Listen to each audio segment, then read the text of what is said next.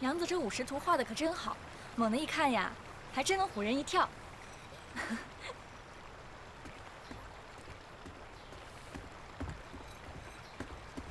娘子，洛阳的庄户们来了，说是奉大长公主之命来府上拜见新夫人。你去和他们说，郎君去县衙了，晚些时候才能回府，请他们晚些时候再来吧。我就是这么跟他们说的，可那些庄户们都不依，说什么误不得农时，一定要赶在午前回去。洛阳的产业是郎君的家产，一直由临海大长公主代管。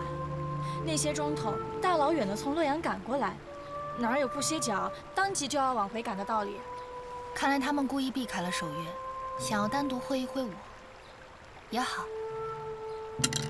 阿成，你把那些庄头直接带到上院去。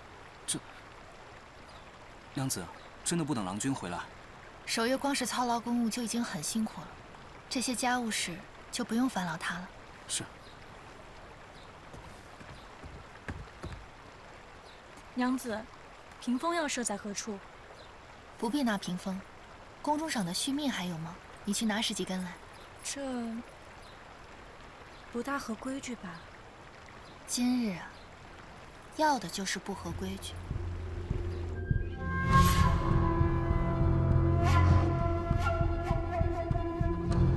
都别愣着了，拜见娘子。小的们，拜见娘子。不敢当，各位都是大长公主的人，只不过是替我家郎君打理产业罢了。按世方的规矩，我最多只能算是诸位的东家，流离这乡有礼了。东家。阿妮、小谭，你们帮诸位系上续命，也算是结下相见的一份心意。这五彩丝线续命是武昭仪恩赏给我的宫中之物，驱邪避凶是最好不过的，更难得的是武昭仪的这份恩典。诸位啊，也请一起沾一沾喜气。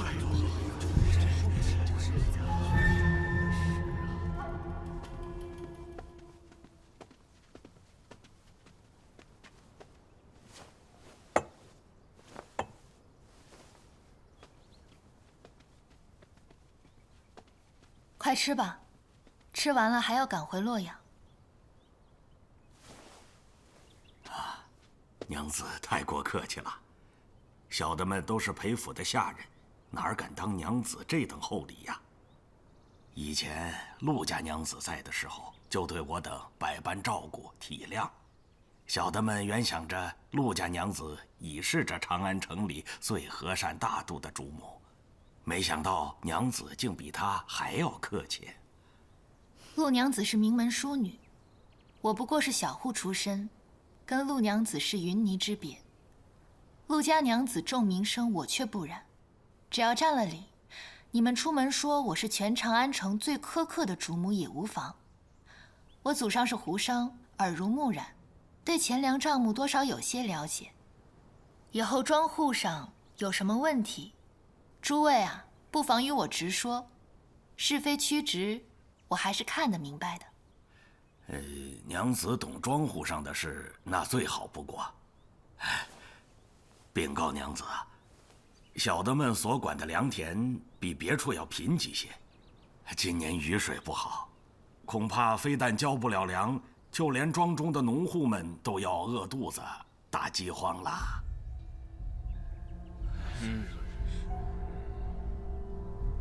这倒是真没想到，种庄稼的非但不能有盈余交给主家，就连自己的口实都不够吃，这也委实太凄苦了些。不知庄园里统共有多少农户，还差多少粮米？你不妨将数目告诉我，我这就按人头给你们拨粮救灾。娘子真是大善人呐！洛阳庄上的农户有400-500户，2000多口，总要再添700-800担才够吃。400-500户，没想到洛阳的庄户竟有这么多人。请问老庄头，不知咱们庄上统共有多少田地？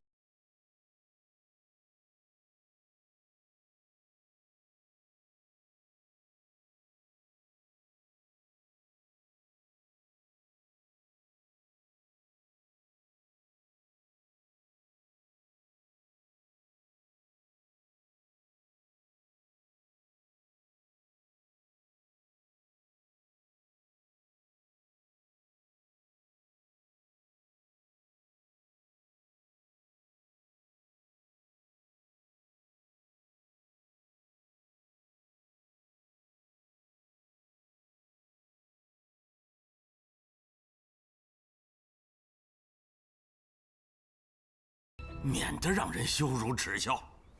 没错，如此甚好。我也正想请大长公主来决断决断，为何诸位庄头没一个知道自己庄上有多少田地？我已经看过以往的账目，例如去年丰产，洛阳的1斗熟米只要2文半钱，天下皆知。你们说是按时收的1半交了几百担米上来，今日却告诉我养了4、500户2000多人，难道洛阳的1顷田地要200人来种吗？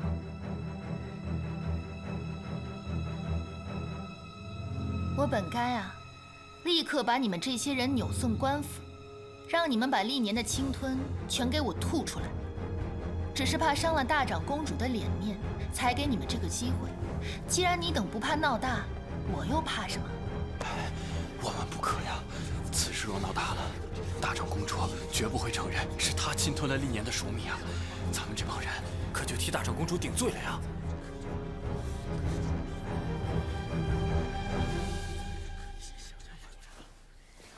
其实按我本来的意思，我也不想把诸位逼上绝路。我方才说了，我对田产生意略有了解。你们方才一说庄户上有多少农户，我便知道裴明府的家业少说也有1000多顷良田，多的不论，就算1000顷中田，就算种的是最贱的粟米，市价是担米换匹帛。今年你们只要交来5万匹帛，以往的事我便再不追究，毕竟以往之事与我毫无干系，我何必费这个心思去算旧账、造杀孽呢？哎，说的是，对，就这么办。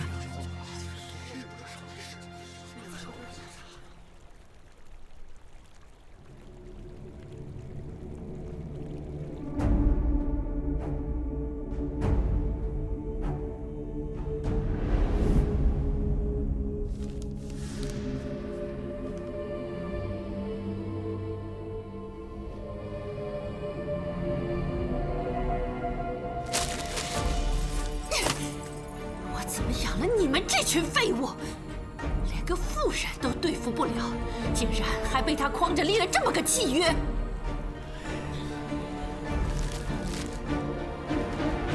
裴行简家在洛阳的12处庄田往年收成不秋，今年按5万匹帛交清。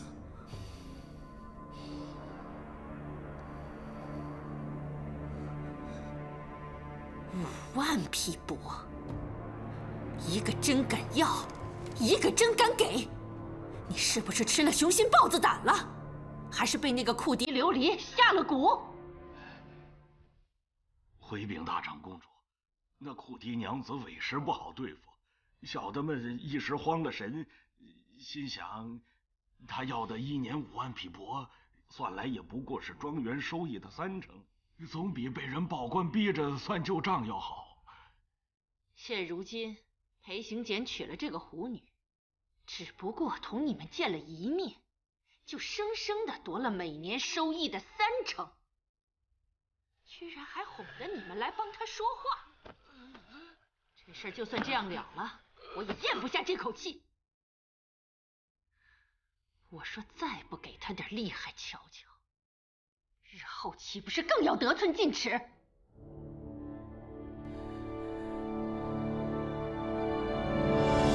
？5万匹帛，5万匹，如此一来，大长公主必不会放过你。说到底，我才是大长公主的眼中钉。她虽然可以掳走我的家产，但是她不能对我做什么。可是你不一样，难道你忘记七娘的事了吗？我自然知道，可我什么都不做，他就能放过我了？这栋新宅，新宅后院的凉亭，凉亭中吹箫的雨奴，还有那些特意避开你来见我的庄头，这一桩桩一件件，不都是大长公主冲着我来的吗？这些本来都是冲着我来的，就算他算计你，也只不过是为了我的家产。我说过，那些家产我不在乎，我只在乎你的安危。琉璃，你为何要为了那些身外之物，把自己置于险境呢？你难道以为我做这些，就是为了那些身外之物吗？那日你我一同归宁时，你替我教训了珊瑚和曹氏，那又是为了什么？难道是为了你自己吗？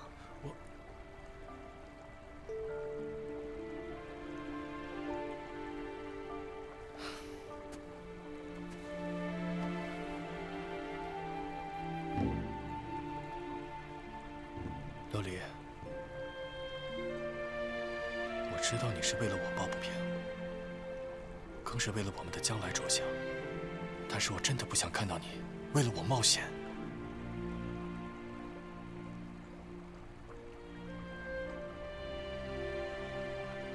哎，罢了，既然今日你已经出手了，那就不要有后顾之忧，一切有我。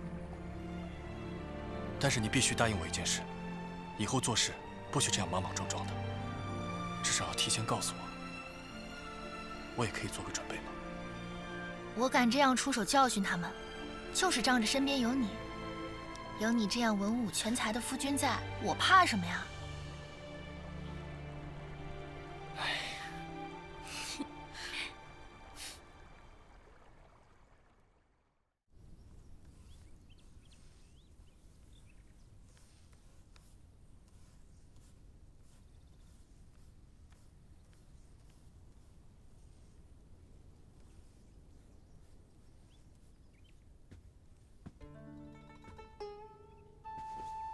郎君，你今日怎么回来的这么早啊？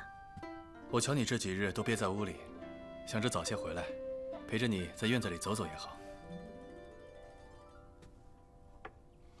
这不是后花园吗？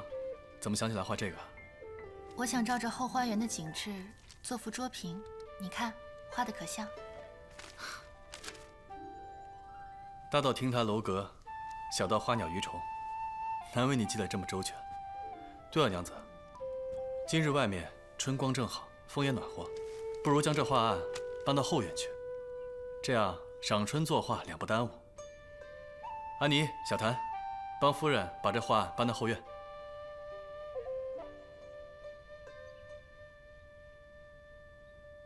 守约，后院的景致我已了然于胸，在哪儿画都一样。倒是有一个地方我想去很久了。守约，过几日便是巡修，我想让你陪我一块儿去，可好？下个巡修日吗？嗯。只要是你想去的地方，我都会陪你去。我跟小谭偷偷打听，小谭说，这夫人不去后花园，就是因为雨奴。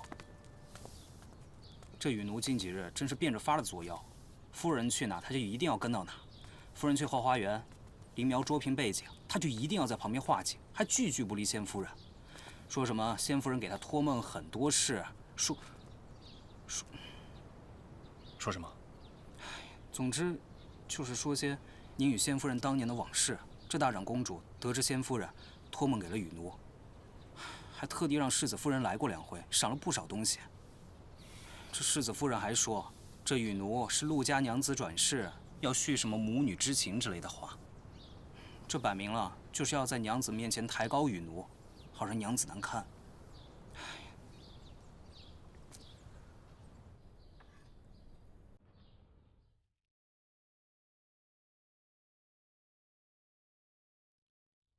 上次一点点味道就搞得你们夫妻不和，这次我加了这么多香粉，像库迪是你这么善妒的女人，还不和郎君和离了？把你们搞得鸡犬不宁，也能早点完成大长公主交代给我的事。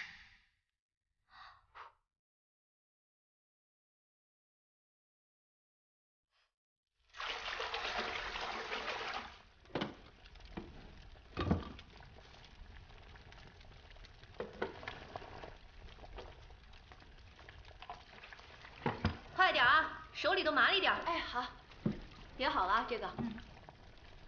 这边烧水，快点，加把火。好嘞。快点，快点，把这都叠板正了。这个给我，这边都是。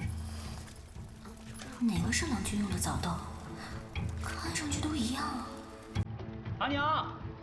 哎。郎君的热汤备好了吗？备着呢。得快点啊！哎。郎君昨日啊伤了风寒，这姜片千万别忘了啊。这姜片啊早就备下了。行，大娘做事儿我放心。快点啊！动作麻利点儿。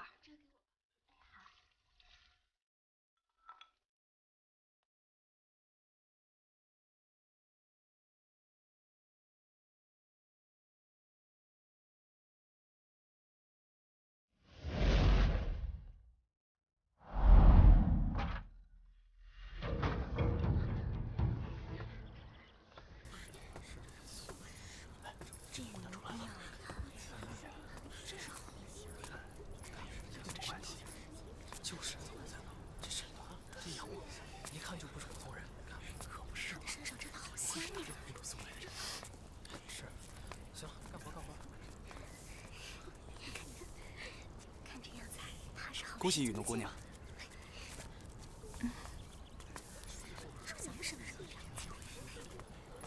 恭喜雨奴姑娘！咱们府里啊，雨奴马上就有一桩大喜事了。就是，你的事娘子已经知晓了，娘子有话要问你，请你去一趟。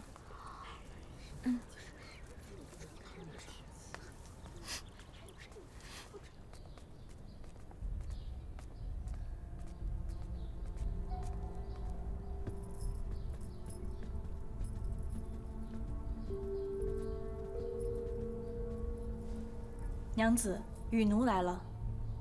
雨奴见过娘子，不知娘子唤雨奴来有何吩咐？你们的事，府中上下都知道了。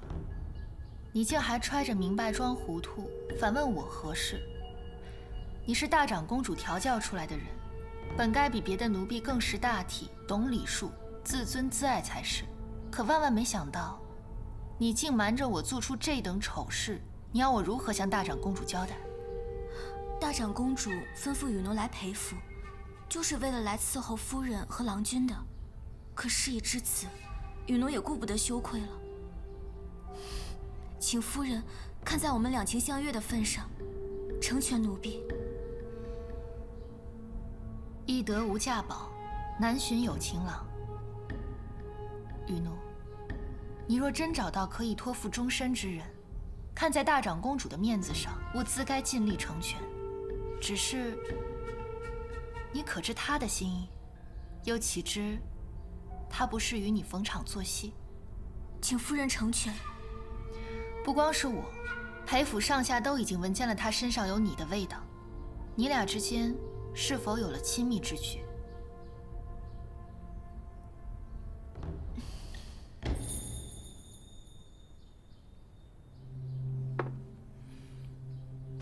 阿郎，你要是再不出去啊，这事就真说不清了。我已经问过他了，你可知他是怎么说的？奴婢不知。他赌咒发誓，他与你之间清清白白，毫无瓜葛。你说我是该信你，还是信他？奴婢不敢撒谎。若你所言无虚，非要将终身托付于他，那我也只好禀明大长公主，成全了你们。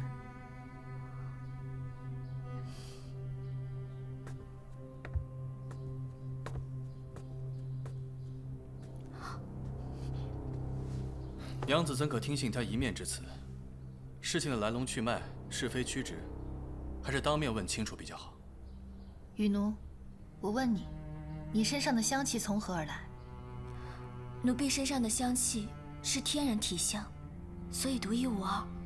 这件事情，大长公主和世子夫人也是知道的。你们是何时何地定的情？可有凭据？夫人陪大长公主在佛堂内玩，雨奴听说郎君和阿成要留在县衙过夜，奴婢心生牵挂，便带了酒菜去了县衙，恰好遇到了狂风暴雨，雨奴便留在了县衙过夜。啊，难怪，阿成第二天回府的时候，我便在他身上闻到了雨奴的气味。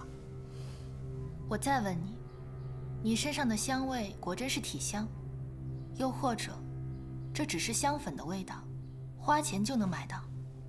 这的确是奴婢身上的体香。夫人若不相信的话，可以去向大长公主求证。守约，事实就在眼前，你有什么话要讲？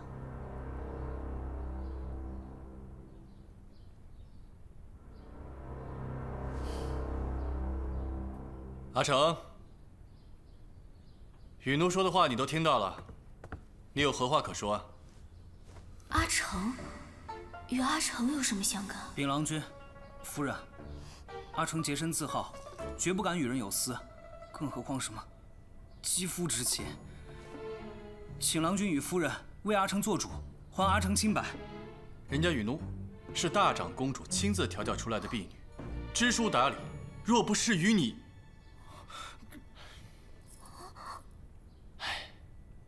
又怎会如此说，玷污自己的清誉呢？阿成，这怎么回事？这跟阿成有……阿成，你若敢对雨奴始乱终弃，我便将你交给大长公主处置。何去何从，你可想仔细了。娘子饶命啊！阿成若之前有什么得罪夫人的地方，还请夫人大人不计小人过。阿成以后有半点事都不敢隐瞒夫人。郎君，阿成做的一切可都是为了郎君，郎君可万万不能把阿成往火坑里推，陷阿成于不义啊！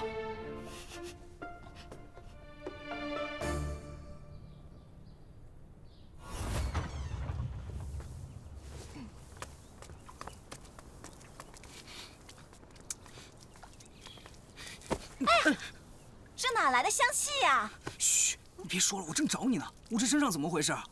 我昨天晚上沐浴完之后，这香气不减反增啊！啊！哎，来，大家快来闻一闻！你嚷嚷什么呀你？别嚷嚷你！快来闻一闻！快闻闻，这是不是雨奴身上的香气呀？没错，这是雨奴身上的香味，我闻到过。对，就是雨奴身上的，是不是？那时世子夫人来的时候也问过雨奴，人家雨奴说了，说这是她天生自带的香气，叫体香。体香，原来还有天生自带的香气。你怎么会有雨奴的体香？你俩什么关系啊？行，我俩有什么关系？你们不要瞎说，我俩一点关系都没有的，你们别听他乱说。阿成，全府上下都闻见你身上有雨奴的香气，你还有何抵赖的？人雨奴这般如花似玉，又倾心于你，夫人有意成全你们，又何必辜负这番美意呢？搞错了，一定是搞错了，一定是搞错。我明明……这怎么会错呢？你刚才还承认的坦白，众人都听得清楚明白。阿成冤枉！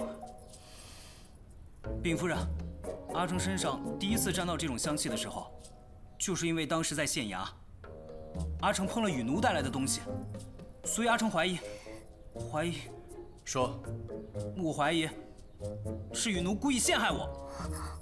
去，这世上哪有什么体香啊，还越传越浓。哦，你以为你是牛羊呀？身上充满了膻气，洗都洗不掉。去，你胡说八道！我是大长公主派来的，我怎么会看上你这样一个下人呢？又怎么还会费尽心思的嫁给你？哦，现在说我是下人啊？那我问你，刚刚是谁在郎君和夫人面前，哎呦，说什么双双情投意合，又是谁跪求夫人成全？你说的这些话，大家可都是亲耳所闻。现在我又成下人了。好了，不要吵了。阿妮、小谭，你们去雨奴的房间，看看有没有气味相同的东西。若没有，那证明你说的是真的。雨奴，你放心，我和夫人一定会让阿成对你负责的。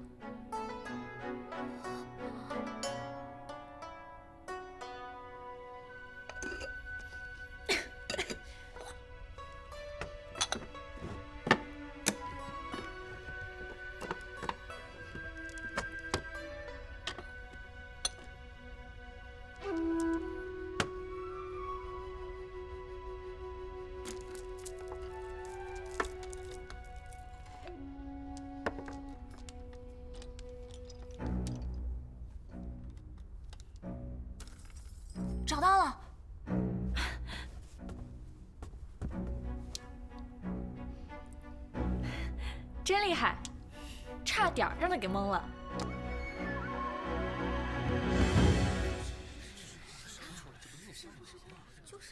回禀郎君，方才我和小谭已经让府中的婢女们验过，大家都说这香粉和雨奴身上的香气一模一样，绝不会有错。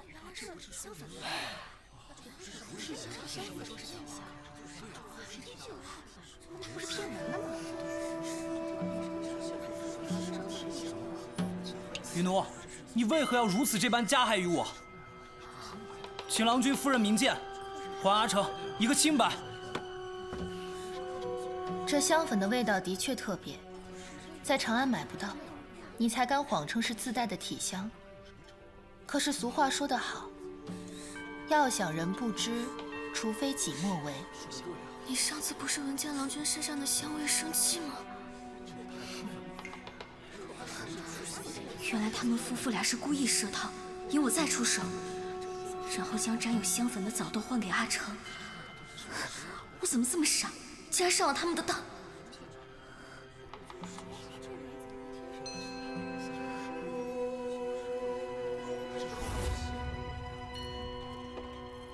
这火还是不够旺，快点儿！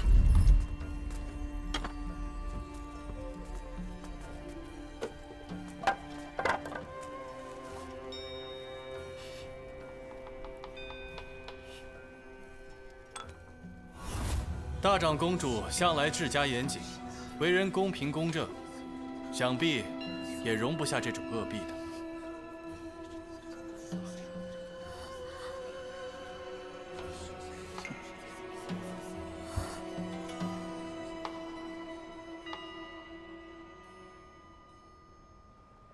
大长公主，事情的原委就是这样。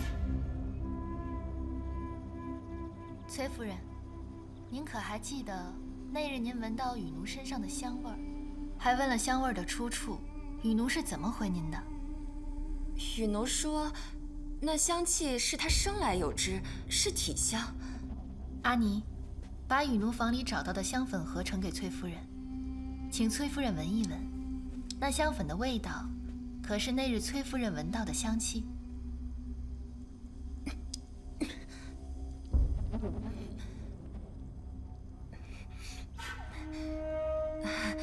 大娘，你就莫要再为难我了。前几日闻到的香气，我怎还记得住啊？记不得不要紧，反正我把人都带来了。雨奴和另外2位证人这会儿都在外面。大长公主若不信，把人叫进来一问便知。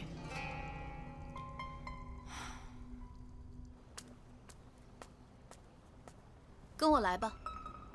大长公主只吩咐雨奴进去回话。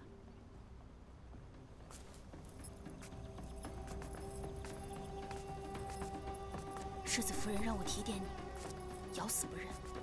大长公主自会给你成药。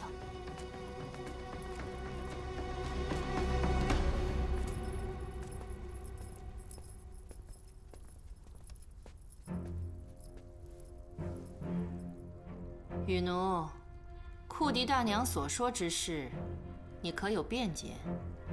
回禀大长公主，这其中虽有天大的误会，但雨奴的确有错。奴婢不敢辩解，甘愿认罚。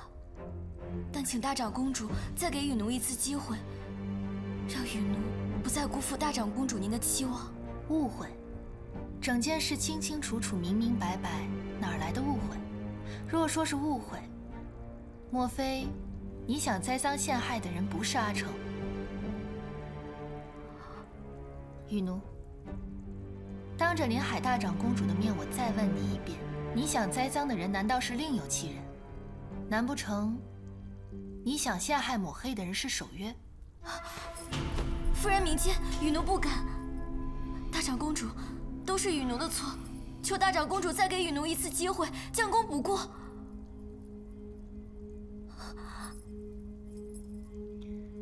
阿崔，雨奴是你挑的人，如今办错了事，你说该怎么办？媳妇调教无方，辜负了阿家对守约和库迪大娘的一番心意，媳妇有罪，请阿家重重责罚。雨奴，我本对你寄予厚望，你却如此无能。你倒说说看，我该怎么给你机会？为何要给你机会啊？求大长公主开恩，雨奴再不敢造次，一定好好服侍郎君和娘子。求我做什么？我早就把你送给了守约夫妇，他们才是你的主君主母。如今你犯了错，是打是杀是去是卖，便该由你的主母做主才是。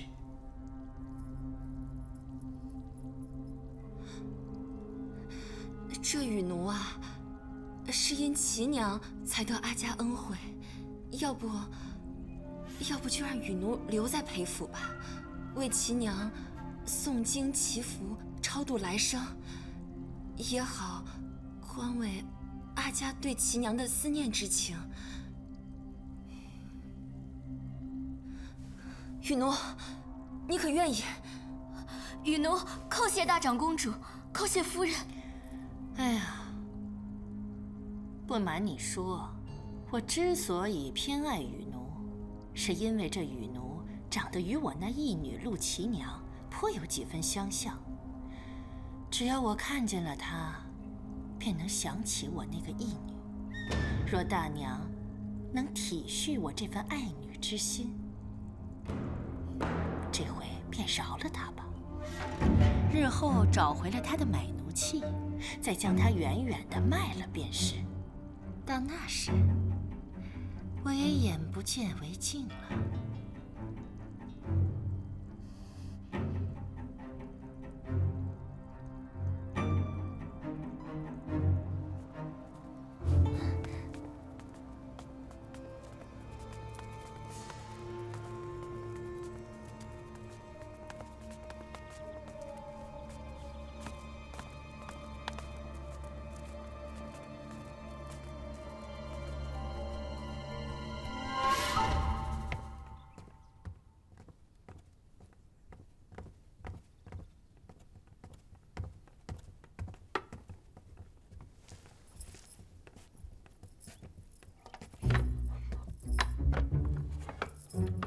你们这是做什么？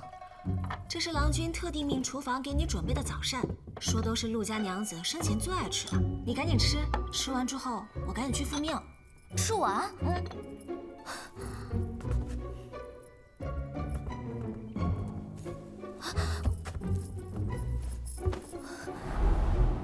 雨奴，这祠堂可是我们裴府最神圣的地方，平日里我们都不能擅自进入的。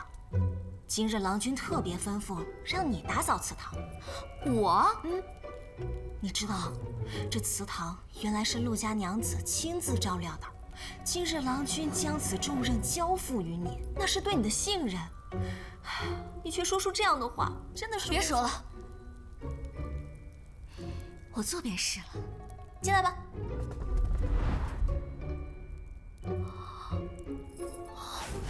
哎，郎君真是格外关照你呀，命我将陆家娘子生前最爱的佛经拿来，让你日日学习抄写。让你先从这本开始抄起。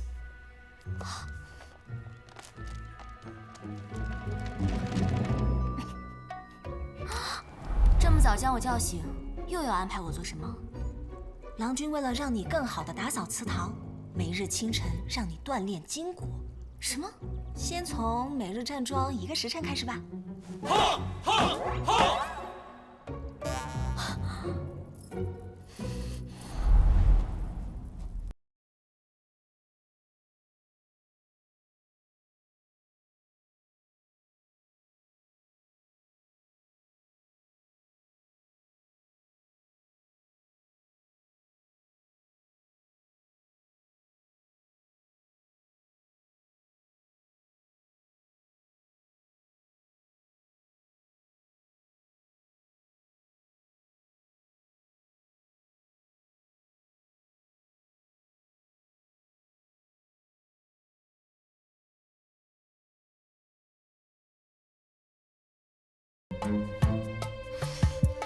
这几天啊，他一大早就去站桩，吃完早饭呢，就要去打扫祠堂，下午呢还要抄写佛经，到了晚上还要喝我们给他准备的补药，一天到晚都不得空闲。娘子啊，你是没瞧见他那副样子，十分不情愿，但是呢又不得不做的样子，每天啊那脸气得通红，真是让人解气。把那卷蓝丝线递给我。郎君这一招制敌啊，雨奴也该安分守己一阵子，不敢再出来作妖了。娘子，你为何还躲在这里啊？不如让小谭陪着你去花园散步。我这几日足不出户，本就不是为了躲他，是想赶着把这副桌屏做出来。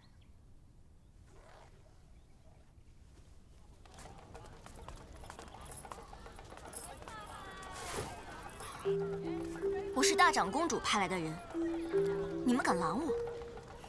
对不住了啊，这是郎君的意思，担心你一个人出门不安全，所以吩咐下来，以后你出行都由他陪着。郎君是忙，哪里有功夫陪我呀？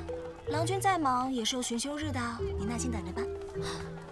要明日才是下一个巡修日，怎么今日都不能出门吗？哎呀，我才想起来，下个巡修日郎君已经安排出去了，陪着娘子出去赏春。要不你再等上个10日，且看着郎君有没有时间陪着你出行吧。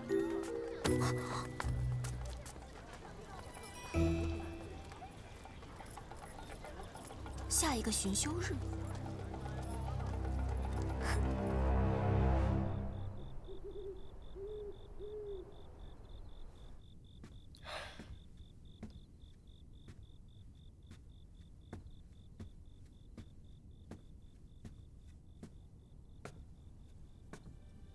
娘子，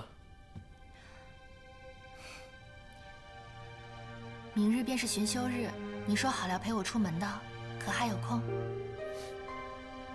是不是这几日在家里闷坏了？你放心吧，我答应的事情什么时候食言过？只是有件事情要见娘子的巧手一用。何事啊？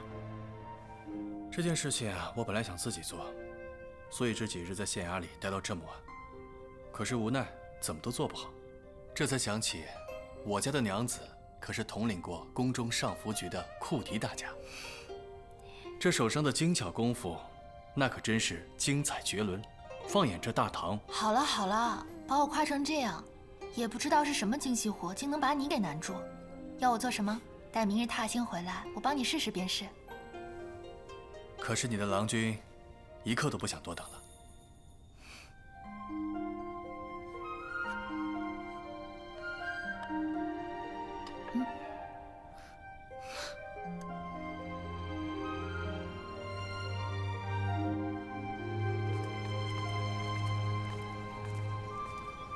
阿妮、小谭，东西都带齐了吗？回禀娘子，娘子吩咐的物品、酒菜糕点都已备妥。给我吧。琉璃，你到底要带我去哪里啊？守约，我早就想和你一起去那儿了，可惜一直不得空。今日恰是时机，也好了却我长久以来的一桩心愿。雨奴见过郎君、夫人，瞧这模样，郎君可是要带娘子去郊外踏青？好没规矩，这是你个奴婢能问的。大长公主将奴婢留在府上，为陆娘子诵经，奴婢又怎敢不恪尽职守？郎君大约是忘了，今日是先夫人的忌日。如今这何府上下只闻新人笑，竟然连先夫人的忌日都忘得干干净净，就不怕先夫人在天上寒心吗？今天天刚擦亮，郎君就已经去祠堂祭拜过先夫人，容你在这多管闲事。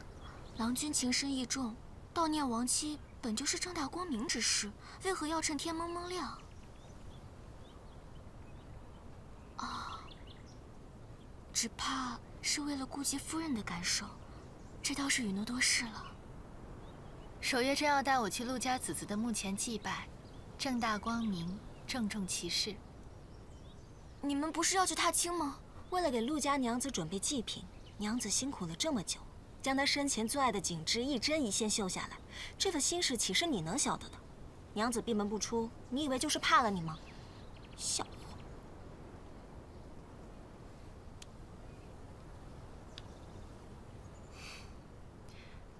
雨奴，你日日将先夫人挂在嘴上，却连她的墓前也从未去过吧？